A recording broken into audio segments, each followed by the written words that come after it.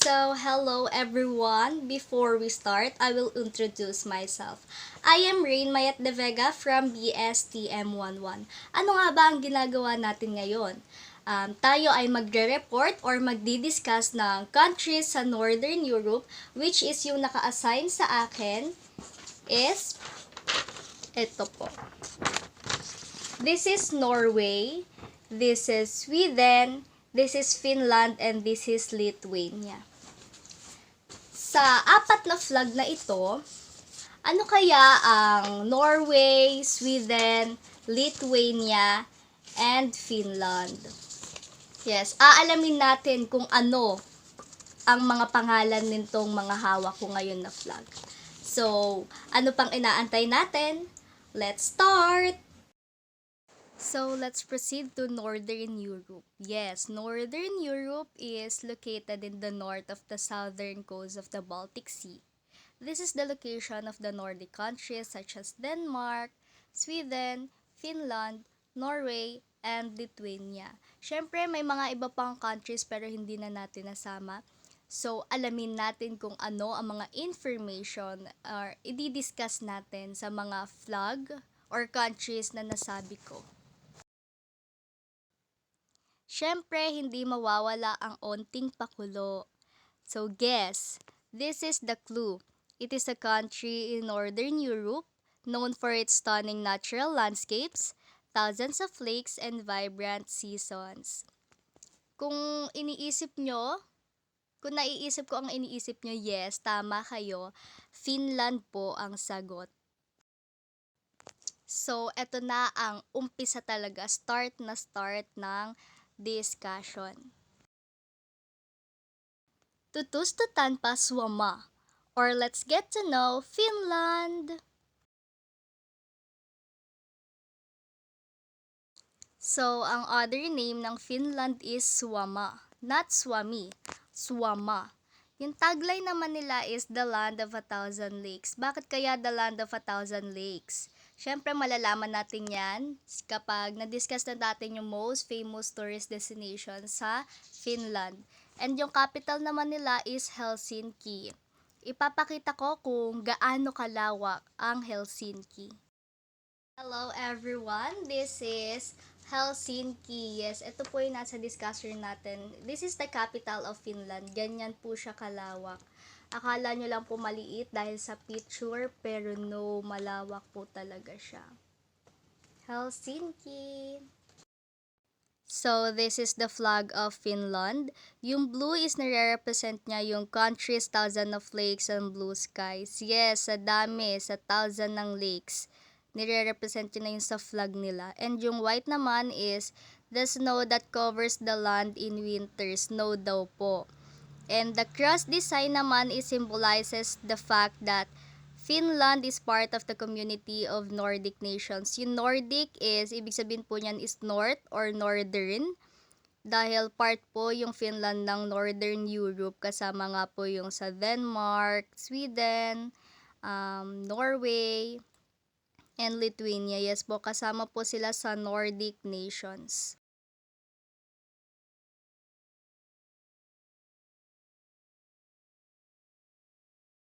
And yes, you have currency here, euro. Yung currency ng Finland is euro, which is kapag may 1 euro ka, then kinonvert mo sa Philippine pesos, meron kang 61.99 Philippine peso. And yung language naman nila is Finnish. Yan, we have example here, Mukava Paiva. This is have a nice day. Yung religion naman nila is Lutheran and Greek Orthodox. So, i-explain ko kung ano yung Lutheran and Greek Orthodox, yung religion nila. Yung Lutheran is emphasizes the Bible as the ultimate authority for Christian doctrine, believes in salvation by grace through faith alone in Jesus Christ.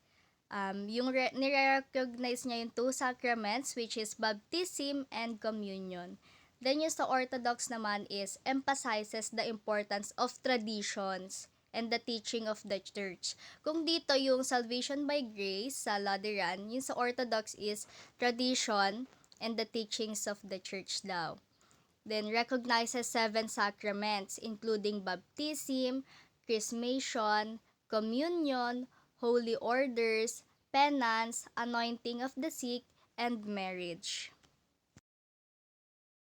And we have major carrier ng Finland which is Finnair. Ito yung sa airplane nila. Pag may nakasuot na Finnair, edi sa Finland po yun. So let's proceed sa most common cuisines. So we have here Karjalan piraka or Karelian pastry.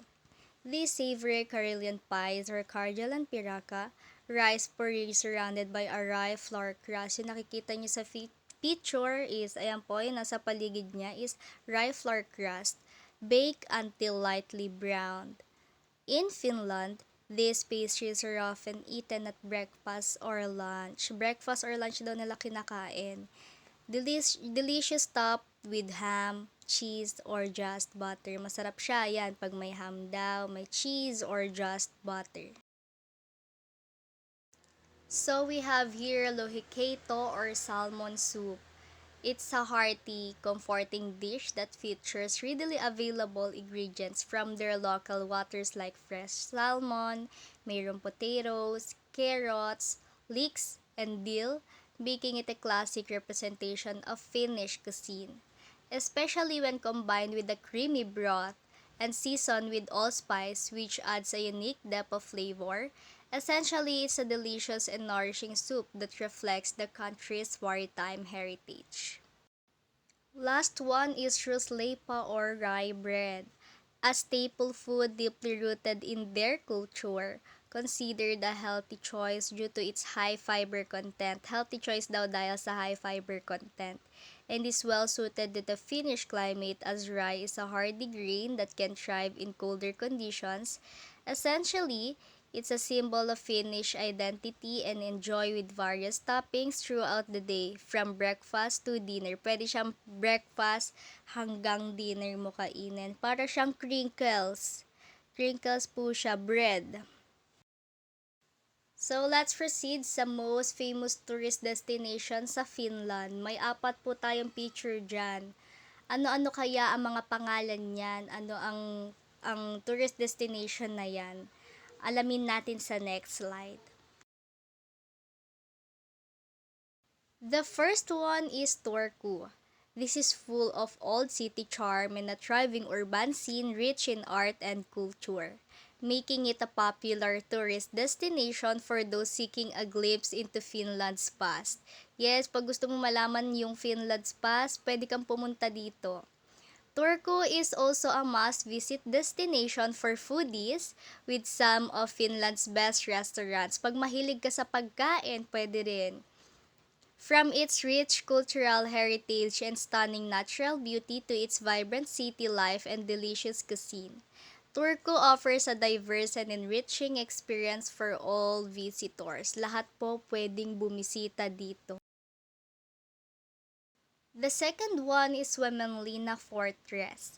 Impressive 18th century maritime fortification complex spread over 8 islands in Helsinki and which has been property of the Swedish, the Russians, and the Finnish. Considered an excellent example of the military architecture of the period. Kapag gusto mo sa mga history, yes, pwede po ditong mag-visit. May canon para siyang Fort Santiago sa Intramuros. Pero ang iba lang is water ang sa paligid niya.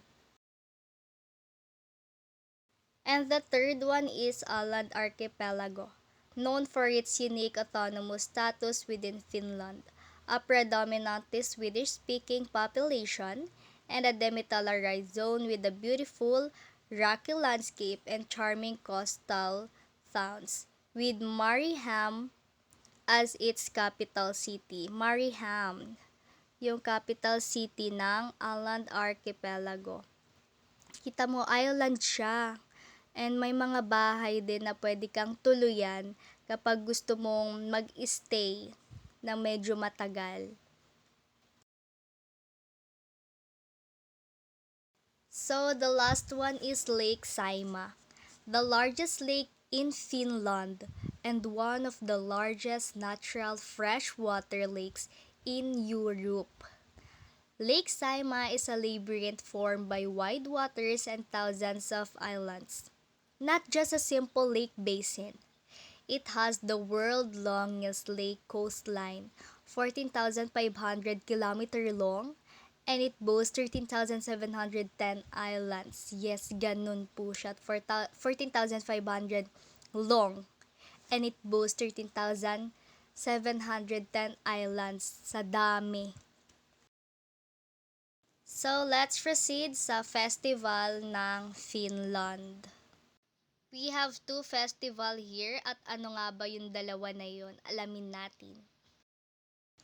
The first one is Midsummer Johannes, celebrated on the Saturday between the 20th and 26th of June. It marks the summer solstice with bonfire. Yan, sa unang picture is with bonfire, music, and outdoor activities. It is typically spent with friends and family at a summer cottage away from the city, either partying or relaxing. Many Finns celebrate it in the countryside, enjoying saunas, barbecues, and midnight sun views. Yun sa first picture po, yes, ayan yung bonfire and pinapanood ng mga tao, yung daming tao sa paligid. And the second one naman na picture is may nakatayong flower, ginawa nila and sinasayawan po nila yun, pinapalibutan nila at sinasayawan nila with music. Ginagawa nila yan because it's believed to be the longest day of the year sa Finland. And the second festival natin is Vapu May Day, a spring festival of April 30 to May 1, filled with parades, street picnics, and the tradition of wearing student caps. The main event on the evening of April 30, main event niya is April 30, is when students use a crane to put a student cap on the statue of Havis Amanda. Si Havis Amanda is ito, yung statue na nakatayo by the market square.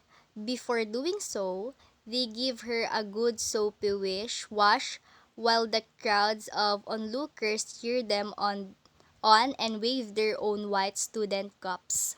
And also, it is a unique holiday that is celebrated annually and it marks the end of winter in Finland. Let's proceed to Finland's culture. The first one is Finnish personality traits. The Finns often seem silent. It does not mean that they are not warm-hearted. Finns believe that they should break the silence only when they have something valuable to say. Kapag walang katuturan yung sasabihin nila, hindi na nila sasabihin. Hindi sila makikisali sa usapan na walang kasensense para sa kanila. Finns are often very punctual in their work. Work is done quietly, quickly, and conscientiously. Sa kanila, ang naiisip kasi ng Finns is work is work. Work is work. Oras ng trabaho, oras ng trabaho. Finns are very punctual and do not want to be late for a meeting. Very punctual daw ang Finns. For example, pag may nakita kang friend sa daan sa Philippines, pag may nakita kang friend sa daan, syempre kakausapin mo, kakamustahin mo. Pero may meeting ka, hindi mo na naisip yung oras dahil nakikipag-usap ka. Then, yung sa Finns naman, same situation. Kapag may nakita silang friend sa daan, kakausapin nila ng onte, pero magpapaalam sila na may meeting sila. Very punctual ang Finns. At ayaw nila yung nalilate sila sa meeting. Isa na rin sa culture ng Finns is yung nature connection. May connection sila sa nature. The Finnish landscape with its vast forests and lakes plays a significant role in Finnish culture with outdoor activities and appreciation for nature being common. And this is the end na sa country ng Finland. So, nadyan Sirvalamat Kala or see you on the next trip. Hello everyone! Again, I am Rain Mayat de Vega from BSTM 11. So, let's proceed naman sa Norway, which is part pa din siya ng Northern Europe, pero ibang country na po siya. This is Norway. So, let's start! La oss utforske Norge, or let's explore the Norway! Norway is the country in the northern part of Europe that occupies the western half of the peninsula of Scandinavia. Also, it is known for its fjords, mountains, and northern lights worldwide. The known world's longest road tunnel, Lirdal Tunnel, is found in Norway. The other name of Norway is the Kingdom of Norway, and the tagline is powered by nature. And the capital is Oslo. I have example here ng Oslo. Hello everyone! So this is Oslo, which is yung capital ng Norway. Yes, ayan, malawak po siya. Sa picture lang, makikita nyo sa picture is parang maliit, pero pag pinuntahan nyo, malawak po. This is Oslo. And this is the flag of Norway. The red, white, and blue, these colors are inspired by the French tricolor and symbolize liberty, independence, and democracy. The blue crest naman represents Norway's historical connection with Denmark and Sweden, as Norway was once united with both. Yung white outline naman provides contrast that helps distinguish Norway's flag from Denmark. So, hello everyone! Kung nakikita nyo is hawak ko ang flag ng Norway. Pero hindi lang flag to ng Norway, pero maraming flag ang makikita natin dito. Which is this, Indonesia. Indonesia yan. And this is Poland. Makikita mo yung eto po nila is Finland naman. Finland. And this is Netherlands. Netherlands. Yung red, white, and blue. And this is Thailand. Thailand po itong malawak na to. And dito naman sa baba niya is France. So, akala nyo is Norway lang to, pero marami po tayo makikitang flag kapag nakita nyo tong Norway na flag na to. The currency is Norwegian krone or KR. The language is Norwegian, Sami. For example is Haen Findag, have a nice day, and sa Sami is Somas BIV, have a nice day. Magkaiba ang Norwegian at Sami. Yung Sami is gumagamit lang yung indigenous people. Then the religion naman nila is Evangelical Lutheran. The major carrier of Lithuania is Scandinavian Airlines. This is the most common cuisines of Norway: lefse, farkal, and krumkake. Lefse is a type of Norwegian flatbread that is often, but not always, this is hindi daw siya flatbread lagi. Meron din siyang parole, made with potatoes, flour, butter, and milk. It has a similar texture to a thin pancake and is often eaten with butter, sugar, cinnamon, or brown cheese on. This is farkal, kung sa atin is parang nilagang baka. This is traditional lamb or mutton recipe naman sa Norway. Lamb and cabbage are layered and stewed with peppercorn, served with boiled potatoes that have been sprinkled with parsley.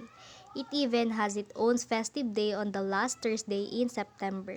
Throughout the autumn months, people all around the country arrange lamb stew parties. And the last one is krumkake. This is curved cake, Norwegian waffle cookie that has been baked for centuries. Norwegian waffle cookie that's shaped like a cone. Kung sa atin, cone, may cone din yan. The cookies are traditionally made using a decorative griddle with flour, sugar, eggs, butter, and milk or cream. Also, the cookies are traditionally made during Christmas. Also, if you want to put some decorations, yan, katulad ng strawberries, ikaw bahala. So let's proceed to the most famous tourist destination in Norway. We have Tromsø, Lofoten Islands, the Vigeland Park, and Geiranger fjord. So the first one is Tromso, renowned for the dazzling northern lights that often illuminate the night sky. It's considered one of the best places in the world to see the aurora borealis and offers a mix of city life and outdoor activities. Kapag gusto nyo ng hiking, fishing, and wildlife spotting, pwede kayo sa Tromso. Second one is Lofoten Islands, a Norwegian archipelago famous for its spectacular scenery with peaks like the pinnacle of Shovolgata.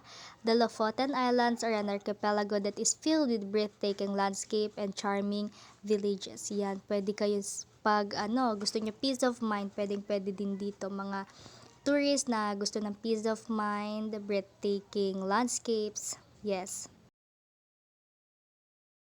The third one is the Vigeland Park, a popular sculpture park and museum showcasing Gustav Vigeland work, plus temporary arts exhibits found in Oslo. Sculpture Park in the Frogner Park with more than 200 sculptures by Gustav Vigeland, 1869 to 1943, in bronze, granite, and cast iron, including the Angry Boy, the Monolith, and the Wheel of Life. Yung Angry Boy is the sa second picture, which is the lower part, left side. Yes, ayan yung Angry Boy. Yes, this is also the museum, pero kung sa atin is loob, parang loob siya. Dito is park, labas. So, sa labas makikita yung museum na yan. The last one is Geiranger Fjord, a 15-kilometer long fjord in Norway that known for its waterfalls, mountains, and glaciers. The area's unique natural surroundings were created over succession of ice ages, when glaciers carved out deep fjords and shaped the Howe Mountains. With its natural beauty, it's no surprise that Geiranger often appears on lists of the most spectacular places in the world. So, ayun nga, if you want sa hiking, boating, swimming, pwede din mag-swimming pag marunong lumangoy. Yes, ayan, pwede po. And ayun, sabi nga, breathtaking landscape din ang Geiranger Fjord. So, let's proceed sa festivals ng Norway. The first one is National Day or Constitution Day, the National Day of Norway, and is an official public holiday observed on 17 May each year. On this special day, they celebrate by gathering in the streets dressed in Norway's national costume or bunads. Yes, yung mga nakikita niyo suot nila, bunads ang tawag dyan, and other smart clothings. Those with friends wave the Norwegian flag and sing the national anthem to the fullest.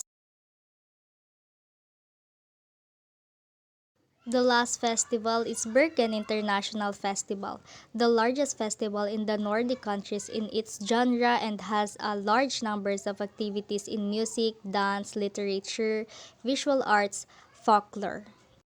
The festival is held over 14 days from the end of May to the start of June and is located in numerous places like the Gregshall, Hakonshall, Troldhogen, Lysuen, Silojostol, as well as streets and town squares of Bergen.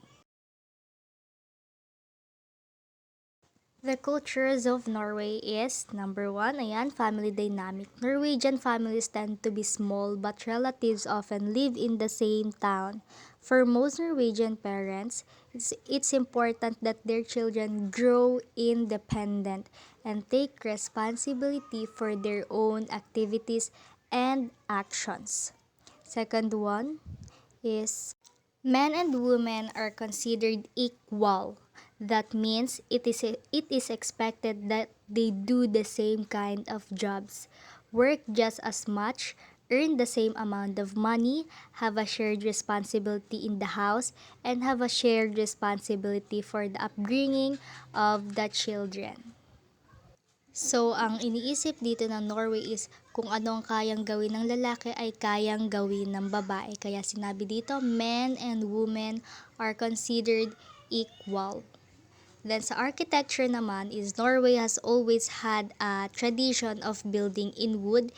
Indeed, many of today's most interesting new buildings are made of wood, reflecting the strong appeal that this material continues to hold for Norwegian designers and builders. Lahat ng makikita mo sa Norway is Interested sila sa buildings are made of wood. That's all. See you on the next trip.